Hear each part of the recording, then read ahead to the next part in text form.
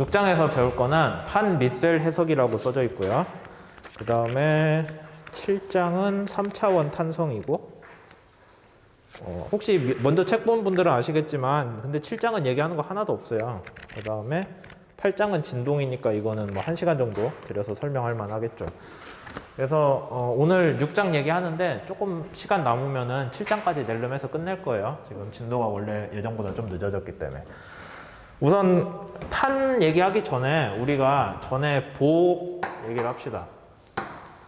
보에서 기억나는 거 뭐 있어요? 이렇게 있을 때 이쪽에 여기는 뭐 고정이었죠? 힘 받으면은 얘가 이렇게 쉬는 게 보잖아요. 맞아요? 근데 쉴 때 여러분들이 정말 중요한 게 뭐가 있었어요? 끝에가 이렇게 생기는 보 해석법이 있었고 이렇게 생기는 보 해석법이 있었어요. 뭐가 달라요? 둘이? 얘는 이렇고 얘는 이렇잖아요. 그때 우리가 배웠던 단어 중에 하나가 중립축이라고 해서 변형에 변이가 0인 라인들이 있었다고 했죠. 중립축이라는 말이, 그러니까 변형을 했을 때 길이 방향이나 뭐 그런 데에 대해서 변형이 없는 그런 라인이 하나 나오는데, 얘를 기준으로 각 단면들이 중립축이 있다고 합시다. 그럼 이 중립축이 원래 어떤 위치에 있는지 역으로 찾아갈 수 있죠. 맞아요? 알 수 있잖아요. 여기 쉬었으면 원래 이 위치다. 그랬을 때 원래는 각 단면들이 중립축의 수직이었을 거예요. 맞죠? 그랬을 거잖아요. 근데 얘가 쉬었을 때 요렇게 쉬면은 중립축에 대해서 여전히 수직을 유지해요. 중립축이 이렇게 호 모양으로 쉬었으니까 거기에 대해서 원래 단면들은 수직을 계속 유지하는 거죠. 그랬었잖아요. 그러면 여기 아래쪽은, 중립축보다 아래쪽은 어떤 힘이 가해져요? 압축? 왜요? 중립축보다 길이가 짧아졌잖아요. 아래쪽이. 아래쪽이 짧아졌으니까 그만큼 눌렀겠죠. 위쪽은 인장이 작용을 했겠죠. 그거 말고 다른 힘은 우리가 없는 걸로 쳤었어요. 원래는 뭐가 있냐면은 얘가 다른 게 없겠다. 이런 식으로 접근하는 방법 우리가 뭐라고 불렀어요? 오일러 베르누이? 맞아요? 그렇게 배웠잖아요. 보에서. 그 다음에 여기 위는 중립축이 있으면은 원래 이 각도를 그대로 유지하는 거예요. 그러니까 실제로는 어떤 꼴이 되냐면은 오일러 베르누이에서는 얘가 중립축이 기울어지면 거기에 맞춰서 그냥 기울어지고 땡인데, 여기서는 기울어졌다가 다시 또 각변이를 져가지고 돌아가는 거죠. 그러니까 얘가 각변이라는 게 생긴다는 거예요. 그걸 하면서 생기는 힘이 뭐냐면은 전단력이라고 해서, 걔는 이거 뭐라고 불렀어요, 우리가? 얘기만 하고 넘어간대. 티모셴코? 그랬을걸? 맞지? 다 모른다는 표정을 하고 있어. 네, 오일러 베르누이 보는 제가 그래서 수식으로 설명을 했었는데, 티모셴코 맞아? 맞을 건데? 네, 티모셴코 보는 단순히 이렇게 이 중립축에 수직으로 가는 게 아니라 거기에서 한 번 더 변형이 있다. 각변이가. 라고 했고, 실제 거동이랑 더 가까운 거는 물론 티모셴코인데 구태여. 이게 각 변이가 하나 더 생기면 식이 하나 더 변수가 있어야 되잖아요. 그러니까 좀 더 복잡해지기 때문에 얘만 해도 맞는 경우에는 이런 해석을 하고, 뭐 좀 복잡하거나 아니면 보가 두껍다거나 하면은 이제 이렇게 티모셴코로 접근을 한다라는 거를 그때 얘기를 했었죠. 왜 이 얘기를 하냐면은 판이나 쉘에서도 똑같이 이걸 다시 한번 얘기를 해요. 근데 보는 1차원으로 생긴 물체가 쉬는 거잖아요. 판이라는 거는 2차원으로 뻗어 있는 물체인데, 그러니까 평면이에요. 평면인데 두께가 아주 두껍지가 않아서 두께 방향으로의 어떤 그런 문제들을 우리가 좀 간략화를 할 수 있다, 아니면 무시를 할 수 있다라는 것들이 이번 챕터에서 배울 판 및 쉘 해석이 됩니다. 기본적으로 판이고요. 쉘이라는 거는 이제 조금 애매한 단어긴 한데, 판은 이렇게 평평하게 멀리 펼쳐져 있는 게 판이고, 쉘이라는 건 뭔가를 둘러싼 2차원 두께를 가진 껍질이에요. 그러니까 뭐 예를 들자면 저기 쓰레기통 같은 거, 쓰레기통 뚜껑까지 있다고 칩시다. 그럼 걔가 하나를 둘러싼 평면으로 두께를 작겠지만 작은 두께를 가진 평면으로 둘러싸여 있죠. 그걸 우리가 쉘이라고 부르거든요. 그러니까 기본적으로는 판 해석에서 크게 다르진 않은데 뭐 이제 책에서도 쉘은 잠깐 살짝 얘기하고 있어요. 그렇게 됐고, 그러면 이제 판에 대해서 얘기를 해봅시다.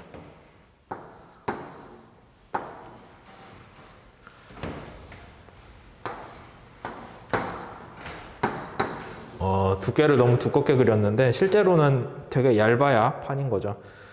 책에 보면은 그림 6.2인데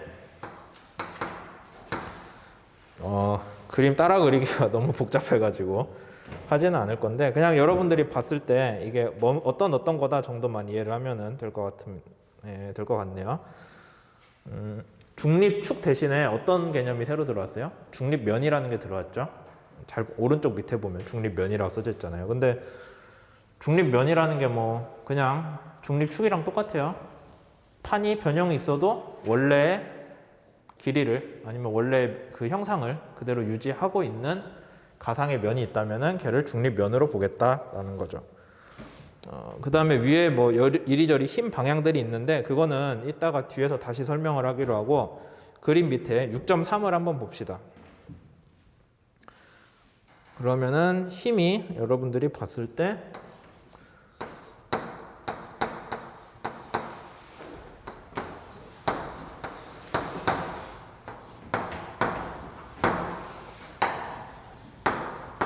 좌표계가 있고요.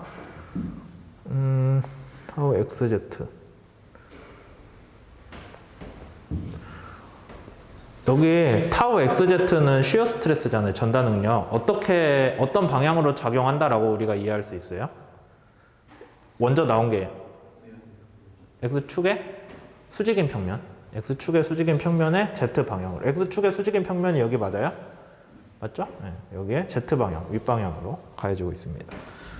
그 다음에 X축의 수직인 면에 X 방향으로 작용하는 거는 전단 능력이 아니라 그냥 우리가 뭐라고 부르죠? 전단이 아니라 노말이니까 노말 스트레스긴 한데 한글로 기억이 안 나네. 어쨌든 그냥 압력인가? 그게? 그런 것 같은데 얘를 누르는 힘이니까. 근데 얘가 책에서 보면은 이제 이런 식으로 작용을 한다. 중립면을 기준으로 본다면 여러분들이 중립면에서는 변형이 0이잖아요. 변형이 0인 면을 중립면이라고 하거든요. 그러면 우리가 애초에 알고 있던 게 시그마 곱하기 영스 모듈러스가 이거다. 맞아요? 밑에 L이 붙나? 시그마가 2 타석이었어요.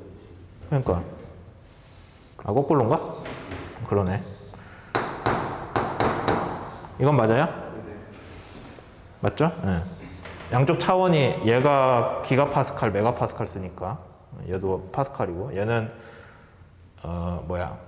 인장률이기 때문에 단위가 없잖아요. 그러니까 이게 맞네요. 네. 그렇게 했을 때 변형이 0인데가 중립면이면 변형이 0이잖아요. 그럼 당연히 뭐가 0이 돼야 돼요? 시그마가 0이 돼야겠죠. 그러니까 얘는 여기 가운데서는 중립축에서는 시그마가 0이 되니까 책에서 그림이 조금 잘 못 알아보게 그려져 있는데 결국엔 이런 모양이거든요. 그러니까 옆에서 따서 보면은 이 Z방향이니까 Z방향으로 갈 때 여기가 중립축이에요. 중립면. 그렇게 됐을 때 시그마는 밑에서는 컸다가 중립면에서는 반드시 0이 되는 거죠. 갈수록 그러니까 여기서는 커지고 잠깐만 거꾸로 썼지? 이렇게 된다라는 거죠. 맞아요? 잘 이해가 안 되면 우리가 앞에서 오일러 베르누이 보할 때 어떻게 했었어요? 중립축을 기준으로 Z방향으로 증가를 할 때 위쪽은 그러니까 이렇게 쉬었을 때 위쪽은 뭐가 작용했어요? 늘어났잖아요.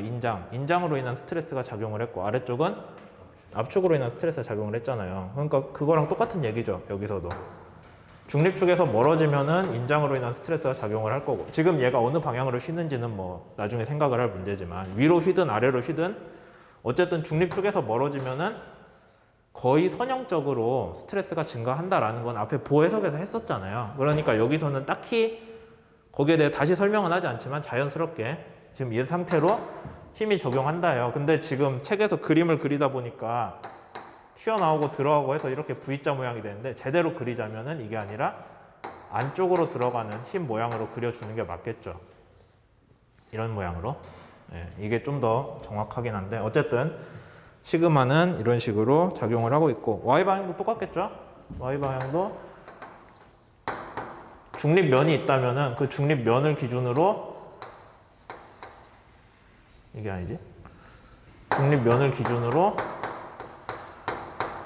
뭐 이런 식으로 분포가 될 거예요. 시그마가.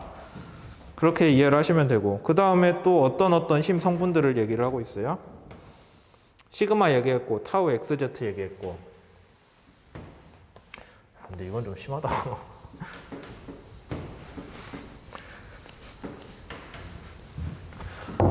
또 다른 성분 어떤 게 있어요? 타우 XY. 얘는 어떤 면이에요? X축의 수직인 면이고 이 면이죠 또? 그 다음에 어느 방향? Y방향. 이렇게. 얘도 힘이 어떤 식으로 작용을 한대요? 그림 보니까. 당연한 얘기지만 중립축에서는 힘이 0이어야 뭔가 변형이 없는 거잖아요. 그러니까 중립축을 0으로 기준으로 보고 그 다음에 얘는 판이잖아요. 두께가 아주 크지 않거든요. 그러니까 아주 크지 않고 두께가 작다는 거는 우리가 뭐 다른 분야에서 똑같지만은 선형적으로 가정을 할 수 있다는 거예요. 진짜 선형인지는 뭐 모르죠. 알 방법이 없지만 얘는 변화가 작기 때문에 그러니까 X나 Y 방향 변화에 비해 Z 방향 변화는 Z가 적기 때문에 걔를 그냥 선형으로 우리가 생각을 할 수가 있는 거예요. 타우 XZ. 그 다음에 이쪽 면에서도 똑같은 문제들 발생하겠죠.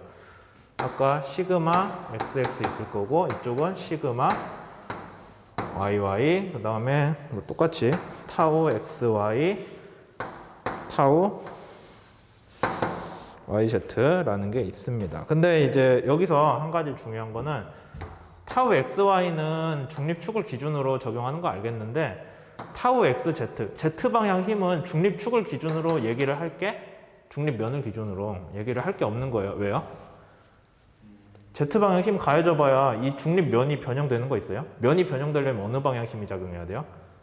X 아니면 Y가 작용해야 돼요. 중립면이잖아요, 면. 그러니까 면, XY면에 대해서 XY면에 있는 중립면에 대한 변형이 0이 되어야 되기 때문에 Z방향 힘은 뭐 가해지든 마든 우리가 알 필요가 없는 거예요.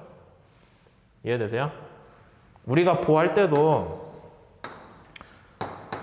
보 길이의 수직인 방향으로 힘이 들어갔을 때 중립축에서 뭐 영향이 있어요? 영향이 없으니까 중립축이었잖아요. 그러니까 똑같은 이제 얘기로 여기서 타우 XZ가 책에 보면은 XZ가 여기에서 값이 0이다라는 그림 없죠? 없어도 상관없는 거예요. 없어도 어차피 변형해서 Z방향 얘로 인한 변형은 우리가 뭐 그거는 Z방향 변형이지 중립면이라는 정의 자체에 영향을 주는 건 아니기 때문이겠죠. 그렇게 혹시 시그마 YY 아래 타우 XY가 XY가 아니라 책에서 XY를 썼네? 원래 YX인데 맞죠? 근데 그 우리가 앞쪽에 3장인가? 그때 뭐 좋은 질문이니까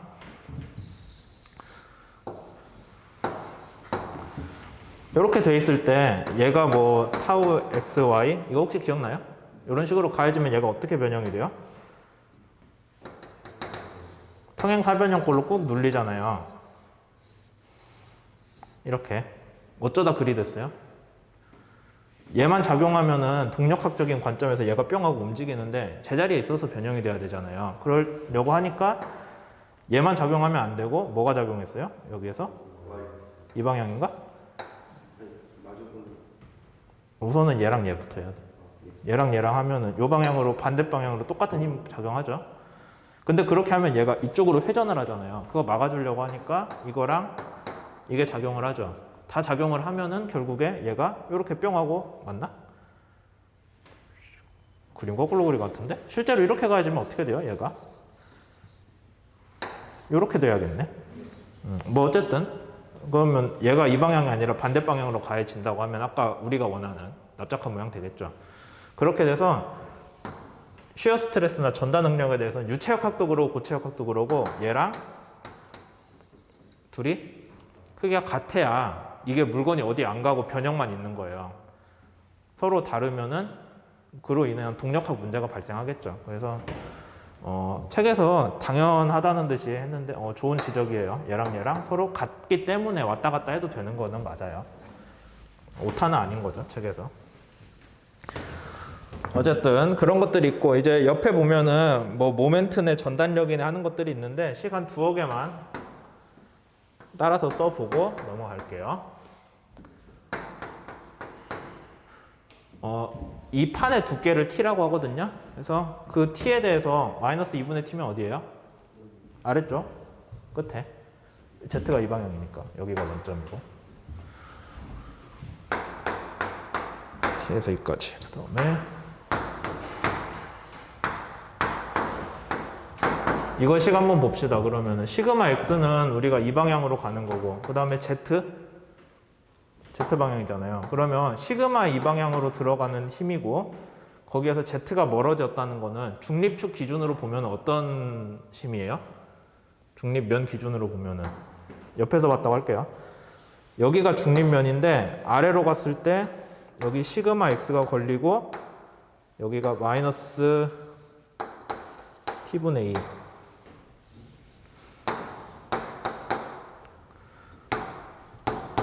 지금 이런 상황이잖아요. 그쵸? 그러니까 얘는 z에 따라 변하거든요, 지금. 맞죠? z에 따라서 이 크기가 변하고 있잖아요. 그러니까 얘를 적분을 한다는 거는 중립면 입장에서 보면 뭐예요? 시그마 곱하기 z가 여기 입장에서 봤을 때 모멘트잖아요. 그쵸? 그러니까 그 모멘트를 적분을 한 게 되겠죠? 그 적분을 다 해준 게 mx다 라는 거예요. 근데 이게 좀 여러분들이 헷갈리기 쉬운 게 우리가 동력학이었나? 다른 데에서 특히 유체역학에서 mx라고 쓰면은 이게 뭐라고 하냐면은 x 방향으로 회전하는 모멘트거든요, 원래. 우리는 그렇게 썼어요. 유체역학이나 뭐 동력학에서. 혹시 기억나실지 모르겠지만. x축 방향으로 모멘트인데 여기서 얘기하는 건 그게 아니라 뭘로 인한 모멘트? x방향 노멀 스트레스로 인한 모멘트를 mx라고 쓴 거예요, 지금. 맞죠? x축으로 회전하는 모멘트면은 이렇게 회전하는 거니까 이 판을 이렇게 굽히는 방향 모멘트잖아요. 근데 지금 그 얘기 아니라는 거예요. x축으로 인한 거. 똑같이 my도 우리가 얘기할 수 있겠죠. 그러니까 여러분들이 이게 뭐 물리적으로 이해가 안 된다보다는 근데 책 보면 이게 왜 y라고 해서 y축으로 회전하는 거 아닌가라고 하는데 그게 아니라 여기서는 y축 방향으로 인한 스트레스로 인한 모멘트다 라는 거 있고 그 다음에 조금 특이한 거 비틀린 모멘트라는 게 있는데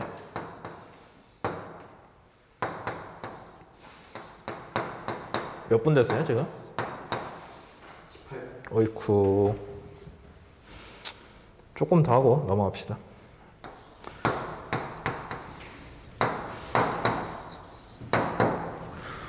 우리가 4시 15분까지 30분 남았네. 이거 식 한번 설명을 해볼게요. 비틀림 모멘트라는 게 있는데 우리가 생각하는 비틀림이 뭐가 있어요? 뭐 이런 보가 있다고 하면은 요렇게 잘 휘어지지도 않네. 서로 이렇게 꺾는 게 비틀림이잖아요. 근데 여기 판에서는 그게 어떤 식으로 작용되는 비틀림인지 한번 보게요. 타우 XY 뭐였어요? 이 방향이잖아요. 그쵸? 이 방향. 여기서 타우 YX도 같다고 했죠? 어느 방향으로? 이 방향. 크기가 같다는 거예요. 그런 식으로. 그러면 얘는 뭐가 되냐면은 이 판 입장에서 봤을 때 어느 방향 힘이에요?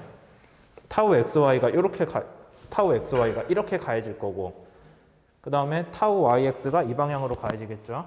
그러니까 얘를 놓고 위아래에서 이렇게 돌리는 방향이 비틀림이 되는 거 맞아요? 식 보면 그렇게 돼 있잖아요.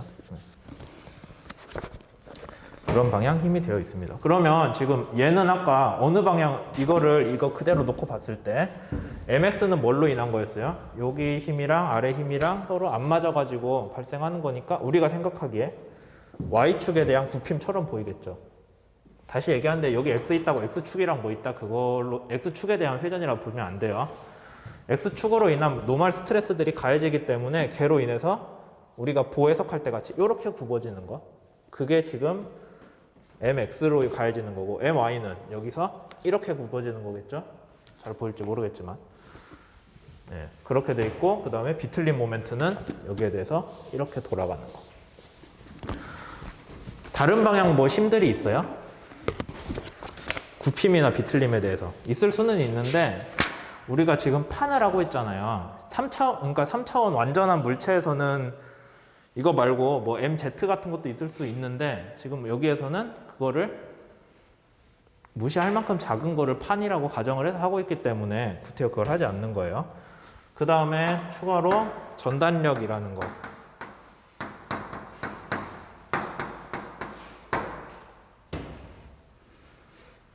전단력은 식이 어떻게 되어 있냐면은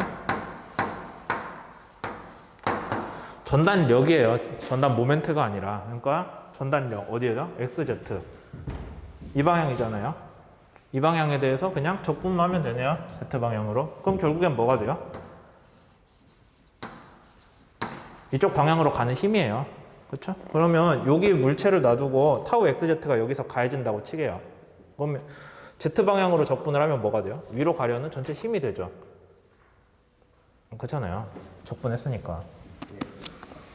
그런데 얘가 정력학으로 돼 있으려면은 어디 안 움직이고 제자리에서 변형만 있으려면 여기로 위로 힘을 누가 주면 반대로 아랫부분으로 누가 어디선가 고정돼 있는 데서는 아랫부분으로 힘을 주겠죠. 그럼 그게 어떻게 돼요? 얘는 위로 힘을 주고 얘는 아래로 주면은 이쪽을 회전한다고 하지 말고 얘가 꾹 잡고 있어요. 완전히 모멘트도 없게 위로 막 힘을 주면은 얘가 언젠가 가운데가 뚝 하고 부러지겠죠. 비싼 교보제긴 한데 분필을 위로 가는 전단 힘이 있잖아요. 그럼 제가 여기 못 움직이게 꽉 잡고 있어요. 그 다음에 여기서 위로 힘을 주면 어떻게 돼요? 얘가 원래는 요 선이 딱 하고 끊어지면서 위아래로 어긋나야 되는 거죠. 여러분들 세금으로 산 분필이기 때문에 함부로 부러뜨리지 못하는데 그냥 그렇다고 이해를 해요. 그 다음에 QY도 같은 이유로 있을 수 있는데 QX는 이 방향으로 올라가는 거 지금 그러니까 요 선을 기준으로 전단력이 작용하는 거겠죠. 전단력이 작용하면 이렇게 잘릴 거예요. 물건이. 근데 이렇게 해가지고 위아래가 앞뒤가 나눠서 딱 하고 끊어지는 전단력은 QY다 라고 볼 수 있어요. 그러겠죠? 뭐 그런 것들이 있고 마지막으로 최대 굽힘 응력이라는 게 있는데 얘는 어떻게 하냐면은 최대 굽힘 응력을 식을 하나하나 쓰면서 먼저 얘기를 합시다. 앞에서 요거를 구했잖아요. 그쵸? 이걸 구했을 때 이 최대 굽힘 응력은 뭐를 얘기하냐면은 2분의 t나 마이너스 2분의 t 위치에서 시그마 x가 얼마가 되냐라는 거거든요. 거꾸로 구하자는 거예요. 얘가 주어졌을 때 여기 양쪽 끝 위치에서 최대 시그마가 얼마로 이게 얼마로 주어지냐인데 거기서 중요한 거는 선형으로 분포하고 있을 때예요. 그랬을 때 역으로 계산을 하시면 되는데 몇 분 됐어요? 23분. 분량 조절에 실패했는데 그냥 쭉 할게요. 여기까지 하고 잘랐다 가죠 그러면은.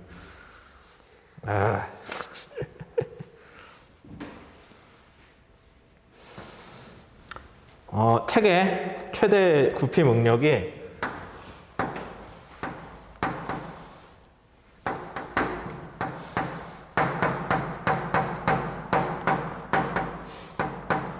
이렇게 나와 있거든요. 얘를 잠깐만 시그마 x를 해가지고 여기 내가 어떻게 풀었냐?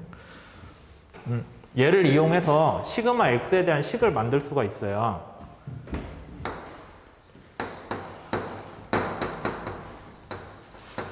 얘가 여기잖아요. 그러니까 시그마 x는 식을 어떻게 표현할 수 있을까요?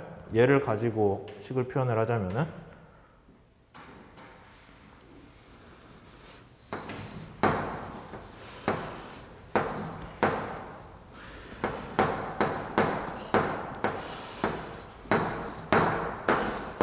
식 이렇게 만들 수 있어요.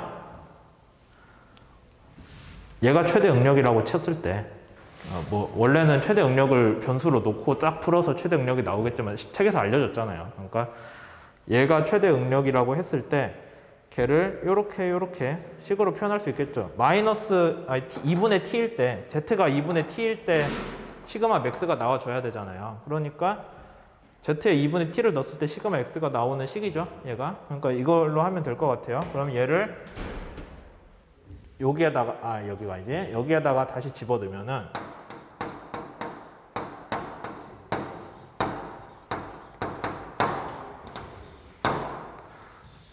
원래 곱하기 z 있고 추가로 모멘트라 곱하기 z가 들어갔어요.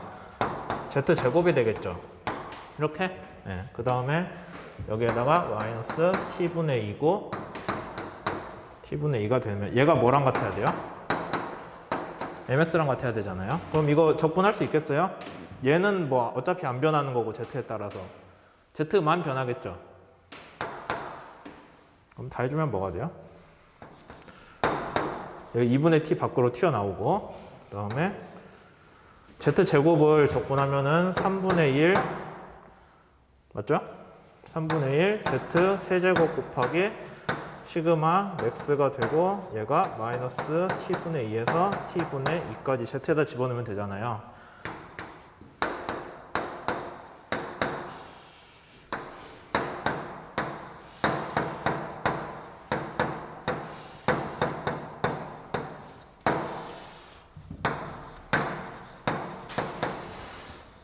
식이 이렇게 되나요? 그러면은 오우씨 맞아요? 네. 그렇게 했을 때 또 풀어주면은 뭐가 나와요?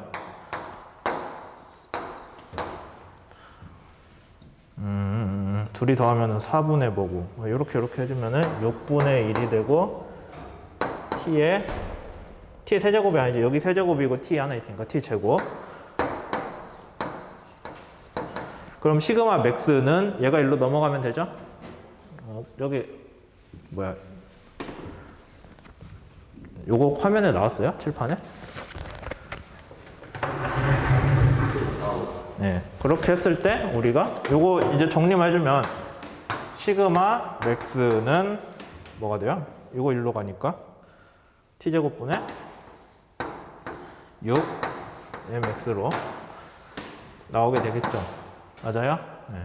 그래서 이렇게 선형으로 분포되어 있다고 했을 때 우리가 충분히 얇은 판이라서 이 판 내부에서 노멀 스트레스가 선형으로 변한다라고 가정할 수 있을 정도로 얇은 애라면은 우리가 가해주는 mx를 안다면은 거기서 최대로 가해지는 시그마를 알 수 있다라는 건데 그 비슷한 거 언제 했었냐면 보에서